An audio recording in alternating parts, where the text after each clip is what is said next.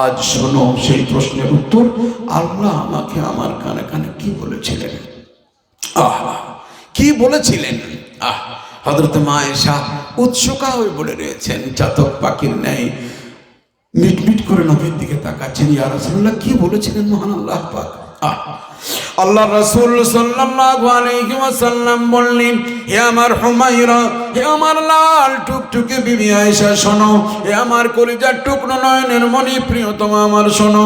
মহান আল্লাহ পাক বলেছেন, হে আমার নবী, দুনিয়ার বুকে গিয়ে তোমার উম্মতের নরনারীকে বলে দিও, অসহায় ব্যক্তির পাশে যেন দাঁড়িয়ে যায়।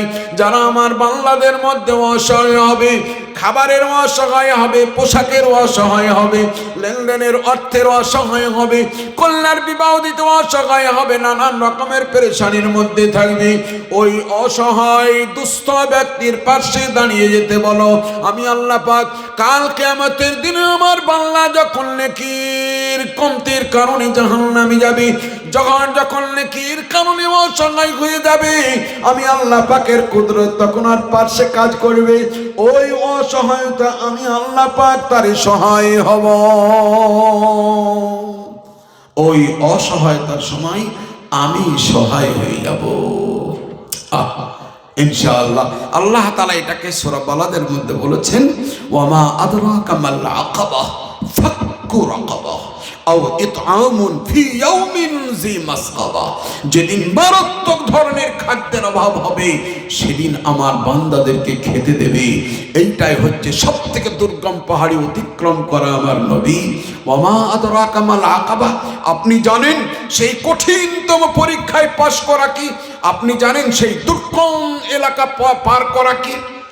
ফাক্কু রাকাবা, সেটা হচ্ছে নিজের গোলামকে আজাদ করা, নিজের রাখাল বাকালকে পরাধীনতার বেড়াজাল থেকে টেনে নিয়ে এসে স্বাধীন বানিয়ে দেওয়া, নিজের রাখাল বাগাল মজুরিকে নিজের থালাতেই খেতে দেওয়া, নিজে যা খাবো তাদেরকেও তাই খাওয়াবো, এটা কি? তারপরে ফাক্কু রাকাবা আও ইতআমুন ফি ইয়াউমিন জি মাসগাবা, কঠিন থেকে কঠিন অভাবের দিনে গরিব মানুষদেরকে খেতে দেওয়া, আও মিসকিনান যা মাতরাবা, কিংবা ওই মিসকিন যারা ধুলোবালি মেখে পড়ে আছে তাদেরকে ধুলোবালির কাছ থেকে কুড়িয়ে নিয়ে এসে তাদের গাটাকে সুন্দর করে পুছিয়ে দিয়ে একটু ভালো অন্ন তাদের মুখে তুলে দেওয়া। এটাও বিরাট বড় দুর্গম গিরি পার করা, এটাও কঠিন থেকে কঠিন পরীক্ষায় পাশ হওয়া। আও মিসকিনান যা মাতরাবা আও ইয়াতীমান যা মাকরাবা, যাদের আত্মীয় স্বজন নেই, নিকটতম আত্মীয় স্বজন নেই, দেখভাল করার লোক নেই, বাপ মা হারা সন্তান এতিম হয়ে গেছে, তার পাশে দাঁড়িয়ে ওই এতিমটাকে পালন পোষণ করে তাকে দুনিয়া এবং আখিরাতের সুন্দর রাস্তা দেখিয়ে যারা মানুষের মতন মানুষ করে তুলবে, আমি আল্লাহ পাক কিয়ামতের দিনে তার সহযোগী হয়ে যাব। জোরে বলি আলহামদুলিল্লাহ। আমার ভাইরা, আমার বাপদিরা, এই হচ্ছে মহান আল্লাহ পাকের ওয়াদা। আজ আমরা যদি এটাকেও নিজের অন্তরের মধ্যে করে নিই, ইনশাআল্লাহ দেখা যাবে আল্লাহ তাআলা দুনিয়াতেও আমাদের সহযোগী হয়ে যাবেন, কিয়ামতের দিনেও আমাদের সহযোগী হয়ে যাবেন। এটা হচ্ছে জান্নাত যাওয়ার দ্বিতীয় নম্বরের আসান আমল। এই দুটি আমল আমরা করব। একজন মুসলমান আর একজন মুসলমানের আইব এবং দোষকে লুকিয়ে রাখবো, আর একজন মুসলমান আর একজন অসহায় মুসলমানের পাশে দাঁড়িয়ে যাব। শুধু মুসলমান নয়, যদি আল্লাহ তাআলার তৈরি করা পুতুল হিন্দুও হয়, ডমডকল বাইন ব্যক্তি আদিবাসীও যদি হয়, সেও যদি অসহায় হয়, তার পাশে দাঁড়িয়ে যাওয়াটাই তা ইসলামের শিক্ষা। আল্লাহর নবী হযরতে আব্দুল্লাহ বিন যায়েদের মাকে পোশাক পরিধান করানোর জন্য আল্লাহ নবী সাল্লাল্লাহু আলাইহি ওয়াসাল্লাম সারা পৃথিবীকে শিক্ষা দিয়ে গেছেন। আমার ভাই, যতদূর সম্ভব গত জলসায় আপনাদেরকে আমি এই ঘটনা শুনিয়েছিলাম। জি আমার ভাইরা, আমার বাপদিরা, আজ সব থেকে বড় দুঃখের বিষয়, যারা আমাদের রাজা, আমাদের বাদশাহ, পঞ্চায়েতের মেম্বার কিংবা ডিলারশিপ হয়ে গেলেই, একটু বক্তা হয়ে গেলে নিজেকে মনে মনে হয় কি না জানি হনুরে। আমাদের মুর্শিদাবাদের ওই বাংলাদেশের ধারে বাগড়ি এলাকা বলে, বাগড়ির লোকরা বলে কি হনুরে, ওরা হোলাম রে বলতে জানে না, হনুরে। জি, তো আমাদের ঠিক যেন তাই। আল্লাহ একটা নিয়ামত দিয়েছেন, তো অত ফুটনি কিসের বাপ? কিসের অত ফুটনি? এ খাই না তাই খাই, তাই খাই না ওয়াই খাই, এই খেতে হয় না তাই খাই, এমনি গাড়ি লাগবে, এমনি করে যাওয়া লাগবে, অমুক জায়গায় শুতে লাগবে, আলাদা ঘর লাগবে। আল্লাহর রহমতে আপনারা আমাকে ডাকিয়েন, আমার কোনো শর্ত সারাইত কোনোদিন মোবাইলে শুনতে পাবেন, আমার কোনো শর্ত নাই। এখন শুধু একটা শর্ত লাগাই যে হুজুর মাদ্রাসার লোক আমরা, আমাকে একটু ভোরে পৌঁছে দিয়েন। আজও তাই বলবো হয়তো যে আমাকে একটু তাড়াতাড়ি পৌঁছে দিয়েন, একটু দেরি করিয়েন না, আপনারা তাড়াতাড়ি পৌঁছে দিয়েন। আর রাত্রে একটু সবজি ভাত দিয়েন, গোশত মাছ থেকে নিজেকে একটু আলাদা করতে চাইছি, আপনারা এগুলো দিয়েন না, বাস তাই আমার শর্ত, আর কোনো শর্ত নাই ইনশাআল্লাহ। জি, তো আমার ভাইরা, আমার বাপদিরা, আসুন আমরা খানিকটা ওই রকম হয়ে যাই যেমন আল্লাহ তাআলা আমাদের জন্য কাউকে বানিয়েছিলেন। আমার ভাই, কোথায় আছি আমরা? একজন মুসলমান আর একজন মুসলমানের অধিকারকে ছিনতাই করলে পরে কি হয়? আমি একটু ইশারা করে দিই আপনাদেরকে। 3 বাররে আযম, 7টি মহাদেশ, মতান্তরে 8টি মহাদেশ। এই 7টি মহাদেশের মধ্যে 3টি মহাদেশের মালিক ছিলেন, 3 বাররে আযমের মালিক ছিলেন, জমিনের মালিক ছিলেন হযরতে উমর ইবনে আব্দুল আজিজ, মারওয়ান বংশের তিনি। হযরতে উমর ইবনে আব্দুল আজিজ রহমতুল্লাহি আলাইহি, ইনাকে দ্বিতীয় উমর বলা হয়, আমিরুল মুমিনিন, যিনি অর্ধেক বিশ্ব জগতের বাগডোর যার হাতে ছিল, 10 বছর নেতৃত্ব দিয়েছিলেন অর্ধেক বিশ্বের। তিনারই নকল করা একজন মানুষ ছিলেন, তার নাম হযরত উমর ইবনে আব্দুল আজিজ রহমতুল্লাহি আলাইহি। আমার ভাইরা, আমার বাপদিরা, একদিন বাড়ি যাচ্ছেন, আহা, যেমন বাড়ির মধ্যে ঢুকলেন, বড় ছেলের নাম আব্দুল মালিক ইবনে উমর বিন আব্দুল আজিজ, বড় কন্যার নাম ফাতেমা। ওই বড় ছেলে আর বড় মেয়ে দুজনাই তারা মুখ ঢাকাঢাকি করছে, রুমালে করে মুখ ঢাকছে। 3 বাররে আযমের মালিক,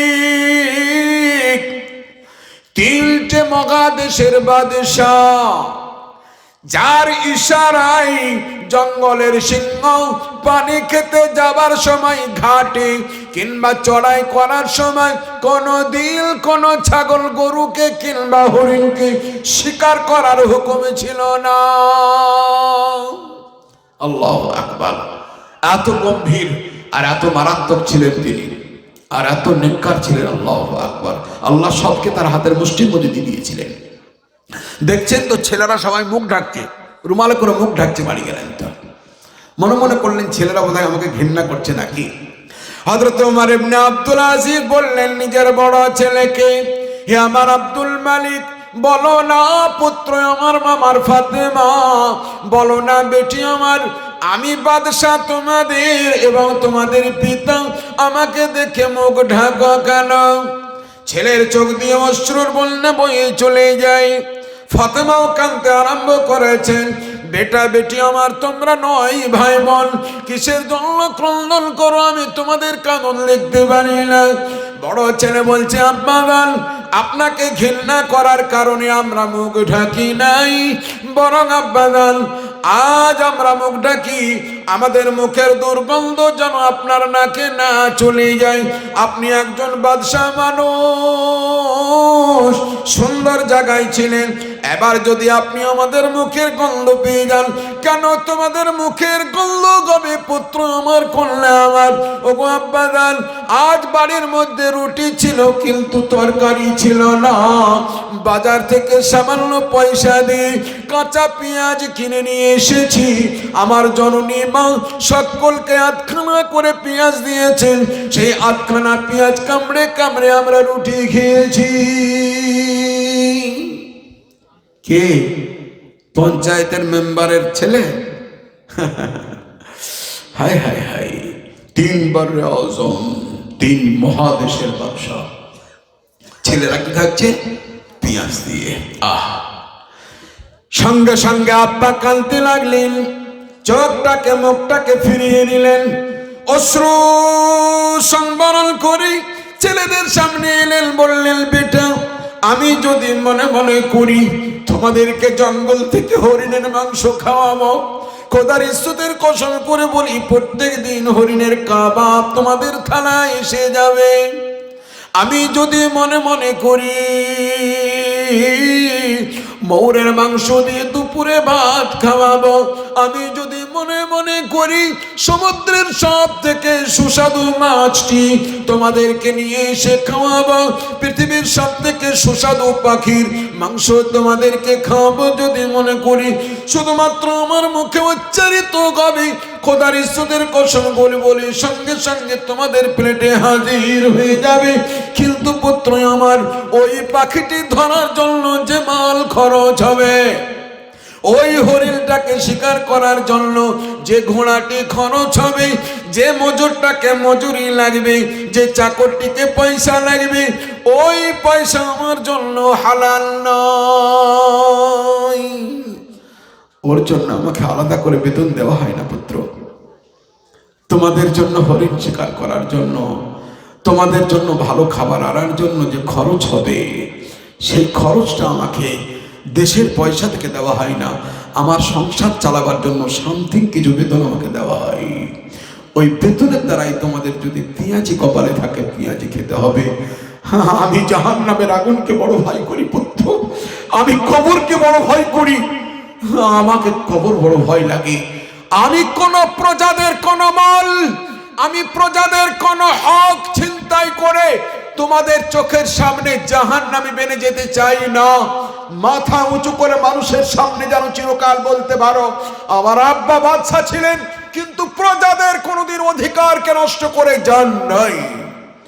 এবার ভাববো আমরা যারা বক্তা, এবার ভাববো যারা আমরা মাদ্রাসার হেড মাওলানা, এবার আমরা ভাববো যারা দেশের আমরা নায়ক, পঞ্চায়েতের মেম্বার কিংবা প্রধান, এবার আমরা ভাববো যারা দেশের আমরা মোড়ল মাতব্বর, এবার আমরা ভাববো যারা আমরা বাড়ির বড় ভাই, এবার আমরা ভাববো যারা আমরা সন্তানদের মানুষ করছি কেমন করে করছি, কার পুকুর থেকে মাছ আনছি, কার বেশি পয়সা ছিনতাই করে মনীষ খাটতে গিয়ে অমক করতে গিয়ে কোন পয়সাটি দালালি আনছি।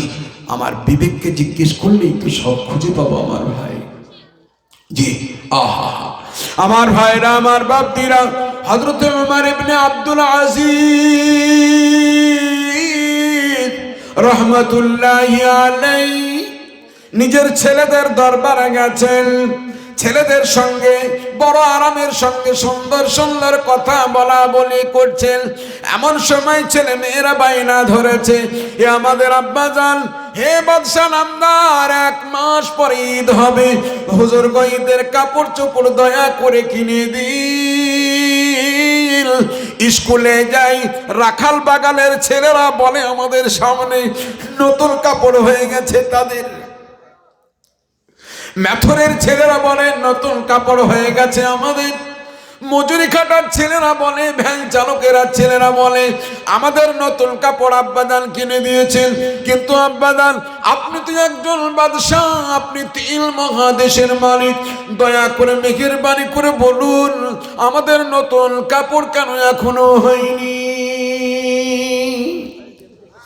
হযরত ওমর ইবনে আব্দুল আজিজ ঠাপড়ে বললেন, খুব হে আল্লাহ, আমার ছেলেদেরকে বুঝাই কি করে, কি করে বোঝাবো? রব্বুল আলামিন আমাকে ক্ষমতা দাও। কি করলেন? রাত্রির অন্ধকারে বিবির সঙ্গে পরামর্শ করছেন, নিজের স্ত্রীকে বলছেন, হে আমার অর্ধাঙ্গিনী, হে আমার প্রিয়তমা বিবি, স্বামী যখন কোনো বিপদে পড়ে, কোনো চিন্তায় পড়ে, সেই সময় চিন্তা থেকে চিন্তা দূর করার মন্ত্র তোমাদের কাছে আছে। দয়া করে বলো না আমার ছেলেদেরকে আমি কেমন করে বুঝাই। হযরত ওমর ইবনে আব্দুল আজিজের বিবি বললেন, হুজুর একটা রাস্তা খুঁজে পেয়েছি, এই মাসের বেতন শেষ হয়ে গেছে, আগামী 1টি মাস হাতে বাকি রয়েছে।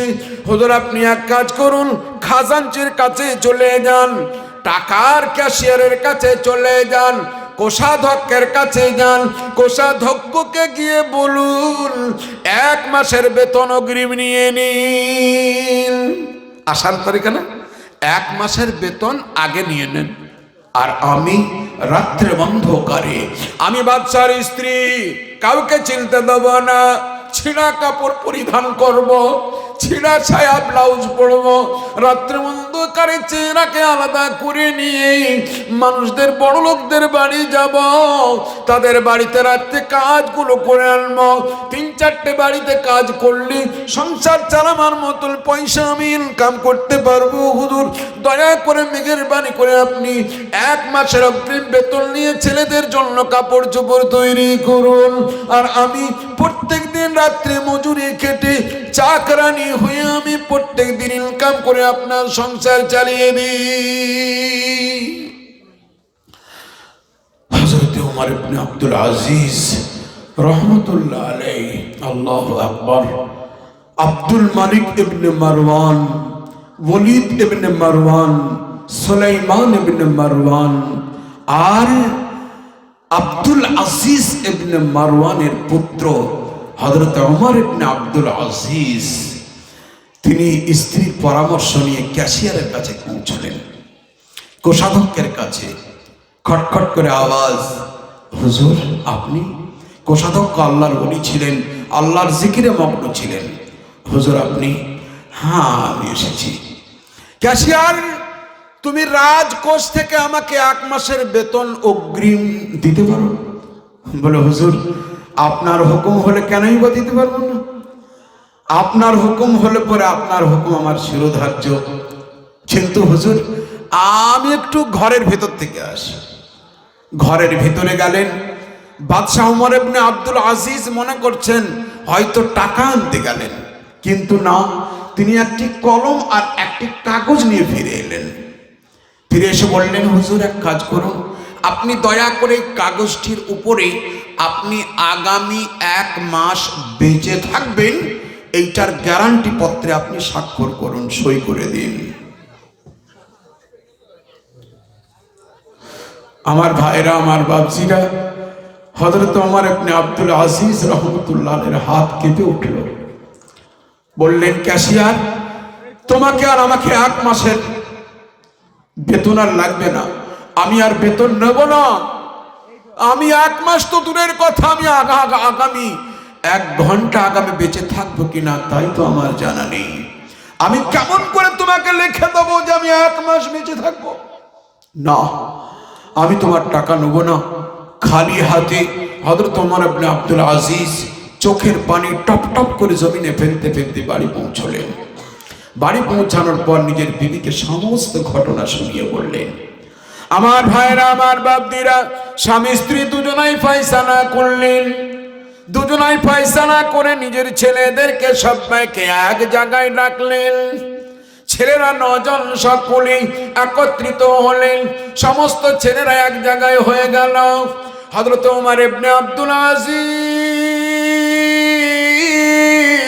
রহমাতুল্লাহি আলাইহি ছেলেদেরকে ডেকে বললেন, হে আমার সন্তানের দলেরা, আমি যদি মনে মনে করি ওই পৃথিবীর এক কিনারা থেকে স্পেন থেকে তোমাদের জন্য রেশমের কাপড় মাঙিয়ে নেব, রেশমের কাপড় চেয়ে নেব, তোমাদের জন্য রেশমের জামা তৈরি হয়ে যাবে।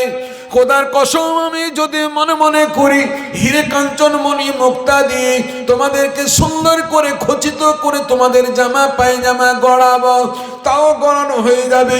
আমি যা মন তাই করতে পারি পুত্র আমার। হে আমার কন্যার দলেরা, তোমাদের ওড়নাগুলিকে পৃথিবীর সব থেকে দামি হিরে কাঞ্চন মণি মুক্তা দিয়ে যদি খচিত করব মনে করি তাও করা হয়ে যাবে, কিন্তু বেচিরে আমার আমি চাই না বলে থেমে গেলেন। হা হা করে কেঁদে উঠলেন। আবার চোখের পানি মুছে বললেন, হে আমার পুত্র, আমার কন্যার দল, আমি চাই না যে তোমার দাদুদের মতন আমার কবরে যেন দুরবস্থা হয়। হে আমার কন্যার দল, আমি যা তোমাদেরকে এতদিন পর্যন্ত বলি নাই আজ তোমাদের সামনে প্রকাশ করে দিই। হে আমার পুত্রের দলেরা, যা আমি কোনোদিন তোমাদের সামনে রহস্য বলিনি আজ সেই ভিতরকার কলিজার কথা তোমাদের সামনে বলি। কি কথা আব্বাজান? আর দিন বেশি নাই, ঈদের দিন কাছে আসতে। ছেলেদেরকে বলছেন, বেটা আমার, আমার দাদুর নাম মারওয়ান, চাচার নাম আব্দুল মালিক ইবনে মারওয়ান, আর একজন চাচার নাম সুলাইমান ইবনে মারওয়ান, আর একজন চাচার নাম ওলীদ ইবনে মারওয়ান, আর একজন চাচার নাম, আমার পিতার নাম আব্দুল আজিজ ইবনে মারওয়ান, আর আমার নাম ওমর, আমি আব্দুল আজিজের ছেলে। জানো বেটা, এই চারজন ব্যক্তি যখন মৃত্যুবরণ করেন তখন আমি হাট্টা গাট্টা বাহাদুর নওজওয়ান, সব থেকে বড় বুদ্ধিমান, সব থেকে বড় জওয়ান, সব থেকে বড় বাহাদুর, সব থেকে বড় শক্তিশালী, সব থেকে বড় তীরন্দাজ, সব থেকে বড় কৌশলী, সব থেকে বড় রণশীল, আমি এক নম্বর। তাই আমার চাচাদের কাছে আমি বড় প্রিয় সন্তান ছিলাম। জানো বেটা, আমার প্রথম বাচ্চা ছিলেন, তার নাম আব্দুল মালিক ইবনে মারওয়ান, তিনি আমার বড় চাচা ছিলেন। যখন তিনি মারা যান, আমার কাঁধে করে তার লাশখানিকে কবরের মধ্যে নামাতে যাই। আমি বাহাদুর পুত্র ছিলাম, কাঁধে করে তার লাশখানি কবরে নামাতে গেলাম। কিন্তু বেটারে আমার, যখন কবরে লাশখানি নামালাম, কাফনের উপর কার গেটখানা যেমন খুললাম, আমার চাচা জাল নামাজি ছিলেন, দিলদার ছিলেন, কিন্তু যেমন কাফনের গেটটা খুললাম, সঙ্গে সঙ্গে দেখলাম চেহারা খানি আলকাতরার মতন কালো হয়ে গেছে। ভাবলাম কি, আমার চাচা তো নামাজ পড়তেন, দিনদার ছিলেন। দ্বিতীয় নম্বর, আমার আর একজন চাচা মারা গেলেন, ওলীদ ইবনে মারওয়ান, তিনিও বাদশাহ ছিলেন। তাকেও যখন লাশ দাফন করতে গেলাম, তারও লাশ আমি কবরে নামিয়েছি। যখন কাফনের গেট খুললাম, দেখলাম কালো কালকা আলকাতরার মতন কালো কুচ্ছি চেহারা খানি দেখতে পেলাম। তৃতীয় নম্বরের লাশ আমি নামালাম, এমনকি আমার পিতার লাশখানিও আমার নামালাম। এরা চারজনাই সকলেই বাদশাহ ছিলেন, সকলেই নামাজি দিনদার ছিলেন। এমনকি আমার পিতাকে আমি দেখেছি তাহাজ্জুদের নামাজ পড়তে। কিন্তু বেটারে আমার, যা কোনোদিন বলবো না মনে করেছিলাম, আজ সেটি বলতে বড় বাধ্য হয়ে গেলাম। আমি তাদেরকে দেখেছি, কাফনের গেট খোলা মাত্রই দেখেছি তাদের চেহারাগুলি অন্ধকার আমাবস্যার মতন। আর তাদের যেমন গর্দানগুলিকে আমি পশ্চিম দিকে যেমন ঘোরাতে যাই, কাবার দিকে যেমন ঘোরাতে যাই, কিন্তু সকলের গর্দানগুলি একটিবারের জন্য কাবার দিকে ঘোরাতে পারিনি। সকলের চেহারাগুলি কাবার বিপরীত দিকে ঘুরেছিল। রহস্য বের করতে গেলাম, তাদের ইতিহাস খুঁজে দেখলাম, আসলেই তারা প্রজাদের হক নষ্ট করেছেন। কেউ প্রজাদের উপরে, নিজে ছিলেন বাদশাহ কিন্তু প্রজাদের উপরে তাদের হক নষ্ট করেছেন। কেউ প্রজাদের উপরে জুলুম করেছেন, মামাতো ভাই আর ফুফাতো ভাইয়ের টান টানতে গিয়ে ইনসাফ করতে পারেননি, বিচারের মধ্যে গন্ডগোল করেছেন, তাই তার কবরে এই দুরবস্থা। আর কেউ নিজের ছেলে মেয়েদের কাজ ছাই করে খাওয়া দাওয়া করিয়েছেন, রাজ সিংহাসনের রাজ প্ল্যাটফর্মে দাঁড়িয়ে কি বলে তোমার রাজ প্লেটে, সোনার প্লেটে খাইয়েছেন, বান্দার হক নষ্ট করেছেন। নিজের প্রজাদের মধ্যে অনেকেই ছেঁড়া পাতায় খেয়েছে, তাদের ছেলেদেরকে সোনার পাত্রে, হিরে কাঞ্চনের পাত্রে তাদেরকে খাবার খাইয়েছেন। তাদের কবরের অবস্থা আমি নিজের চোখে খারাপ দেখেছি। তাই বেটা, তোমাদের কাছে হাত জোড় করে বলছি, বেটা আমার, কন্যা আমার, আমার কবরের লাশ নামাতে গিয়ে তোমরা যেন আমার চেহারা খানি আলকাতরার মতন যেন না দেখতে পাও, আমার চেহারা খানি যেন কালো কুচ্ছিত না দেখতে পাও, বরং আমার চেহারা খানি পূর্ণিমার চাঁদের মতন দেখতে পাও। সেই ভরসা করে, সেই আশা নিয়ে আমি তোমাদেরকে কাঁচা পেঁয়াজ দিয়ে রুটি খেতে দিয়েছি। সেই আশা করে রাখাল বাগালের সকলের জামা কাপড় হয়ে গেছে।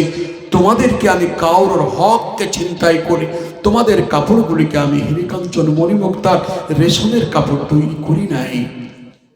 বড় ছেলে আব্দুল মালিক তিনি দাঁড়িয়ে বললেন, আব্বা, আমাদের গর্বের কাজ, আমাদের মাথা উঁচু করার কাজ করে গেলেন আপনি, যে আমাদেরকে কোনোদিন কেউ আঙুল তুলে বলতে পারবে না যে আমরা কোনো মানুষের, কোনো সাধারণ মানুষের, কোনো প্রজাদের, কোনো মনিব হয়ে চাকর বাকরের কোনোদিন হককে নষ্ট করেছি।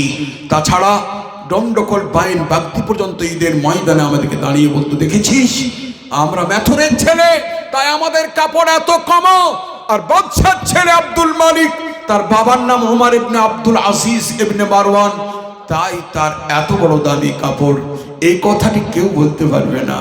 খুশি হয়ে গেলেন ছেলেরা, ছেঁড়া ফাটা কাপড় পরিধান করে 12টি 14টি করে সেলাই করা কাপড় নিয়ে ঈদের মাঠে পৌঁছলেন। আব্বা কিছুদিন পরে মৃত্যুবরণ করলেন। আব্দুল মালিক ছেলে, বড় ছেলে আব্দুল মালিক, তিনি কি করলেন? তিনি এবার বাবার দাফন করতে যাচ্ছেন। কে?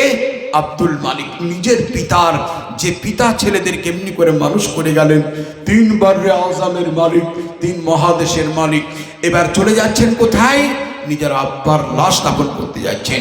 কিতাবের মধ্যে এসেছে হযরতে ওমর ইবনে আব্দুল আজিজের লাশ যখন দাফন করা হলো, লক্ষ লক্ষ মানুষের সমাগম, লক্ষ লক্ষ মানুষ জানাজায় এসেছেন, সকলেই কাঁদছেন। আমাদের ন্যায়পরায়ণ বাদশাহ দ্বিতীয় ওমর দুনিয়া থেকে চলে গেলেন।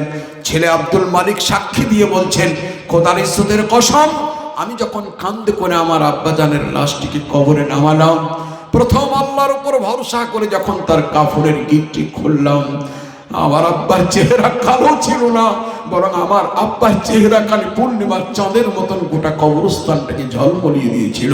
জোরে বলি সুবহানাল্লাহ। কিছুক্ষণ পরেই, কবর তখনও পর্যন্ত ঢাকা হয়নি, হঠাৎ করে দেখলাম আসমান থেকে একটা কাগজের পরওয়ানা উড়ে চলে আসছে।